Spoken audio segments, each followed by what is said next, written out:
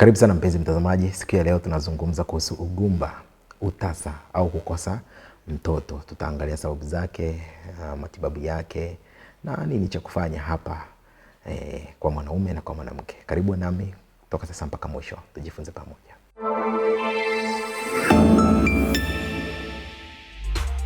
Ugumba, utasa au ni hali ya kutoweza kupata ujauzito katika kipindi cha mwaka mmoja au zaidi kwa wenzi ambao wanakuwa wakifanya mapenzi bila kutumia njia zozote za uzazi wa mpango kwa mwaka mzima bila kupata. Hapo ndo tunasema mtu anakuwa na ugumba. Sasa hali hii inaweza kutokana na tatizo la mwanaume au kwa mwanamke. Sasa ugumba umegawanywa katika makundi mawili. Ugumba wa awali ambao tunaita primary infertility. Hawa ni wanandoa ambao wanajamiana bila kinga kwa angalau mwaka mzima na hawajapata ujauzito wowote. Ugumba unaotokea baadaye tunaita secondary infertility. Hawa ni wanandoa ambao waliwahi kupata ujauzito angalau mara moja, lakini hawajapata mwingine tena baada ya muda mrefu, japo wanafanya juhudi za kupata mwingine. Sasa kwa wanandoa walio chini ya umri wa miaka 30 wenye afya njema wanaojamiana mara kwa mara, wana asilimia 25 mpaka 30 kwa mwezi ya kupata ujauzito.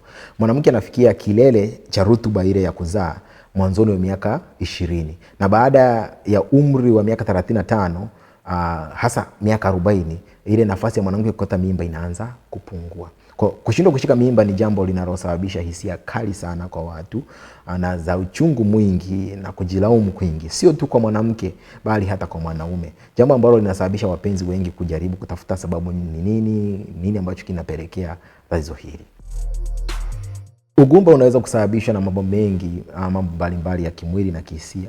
Ugumba unaweza kusababishwa na matatizo kwa mwanamke, mwanaume au kwa wote wawili. Kwa upande wa mwanamke unaweza kutokea kwa sababu ya matatizo kwenye mfumo wa uzazi. Ina maana unaweza kukuta ovary hazitoi mayai yakitolewa yanashindwa kusafiri kwenda kwenye mji wa mimba, au unakuta kiini tete kile kilichotengenezwa kinashindwa kujipandikiza kwenye mji wa mimba na kukua.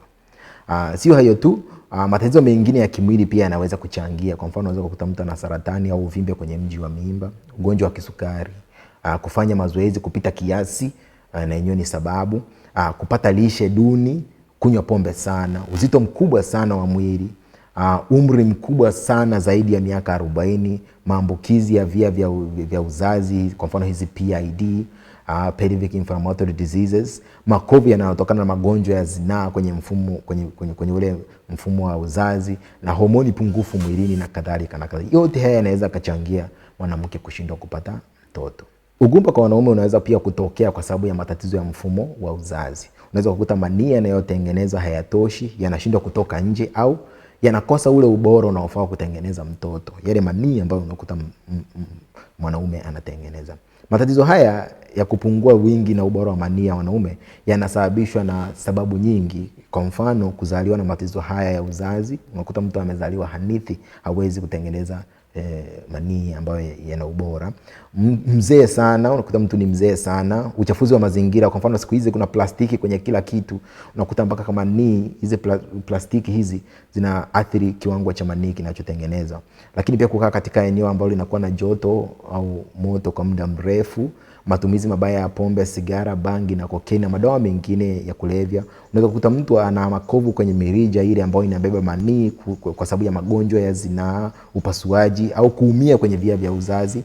Unaweza kukuta mtu ana homoni kidogo au nyingi sana mwilini, na ndio maana inapata matatizo, na matumizi ya madawa fulani kama vile cimetidine, spironolactone na nitrofurantoin. Hizi ni dawa ambazo zinaweza zikachangia wewe kutokupata manii ambayo ni bora. Kwa hiyo mwanaume na mwanamke zipo sababu, na ukweli ni kwamba unahitaji kutafuta utambuzi ili kujua ni nani hapa ana tatizo.